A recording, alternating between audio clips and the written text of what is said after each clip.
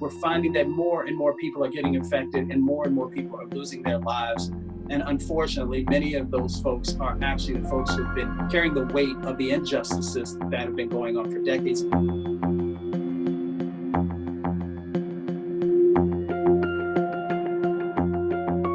In this moment, right now, it makes us more susceptible to the coronavirus pandemic. Because if you have these underlying medical conditions, then that is a gateway for that virus to actually be able to impact what's going on because of the immunosuppressant situations that we find our communities in.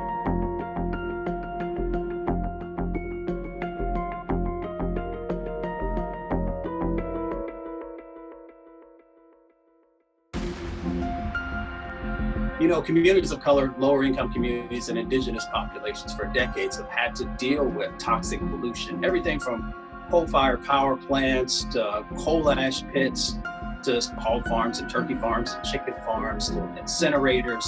Communities of color, they have always been the sacrifice zones. They've been the places where we pushed everything that nobody else wants.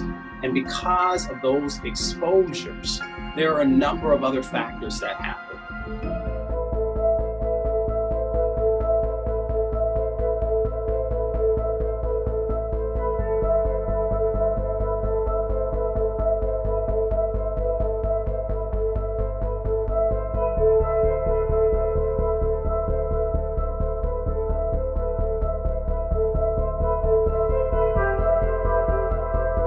And when you overlay the coronavirus with a community like there in Detroit, what you find is that you're going to have more and more folks who are being exposed and who are dealing with these infections.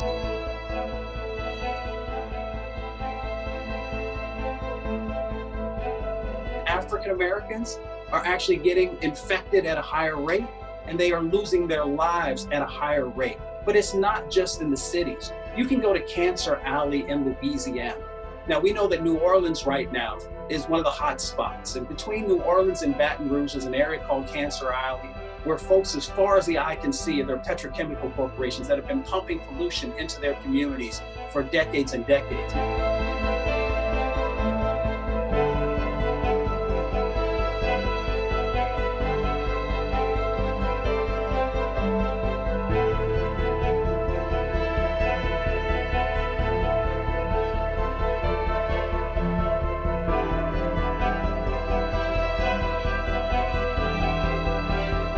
Nonsensical, because what it does, it creates or expands the sacrifice zones that we have in this country.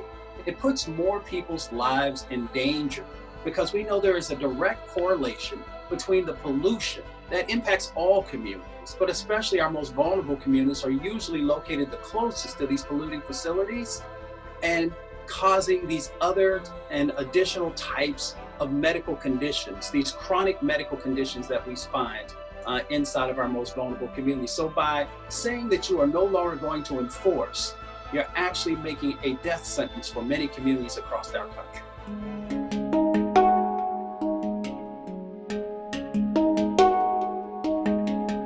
We're pumping $3 to $5 trillion over the next few months back into our economy. Why don't we make sure that's focused so that our most vulnerable communities actually can move from surviving to thriving? In communities with environmental justice concerns, emergencies is something that they deal with on a daily basis. So we want to make sure that people understand that we've got these systemic sets of situations that have been going on now for a long time, and we have an opportunity to actually change some things.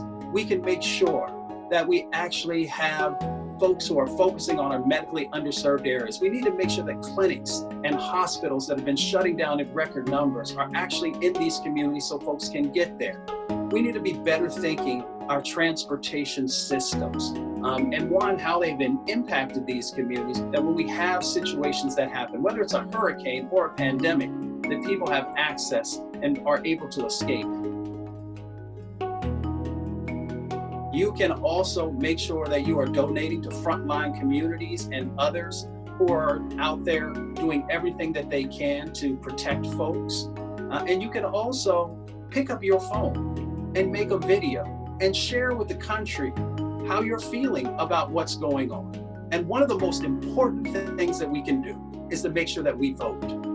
I never tell anyone who to vote for, but I do say vote for somebody who cares about your community and what's going on inside of it. Always remember that you have power unless you give it away.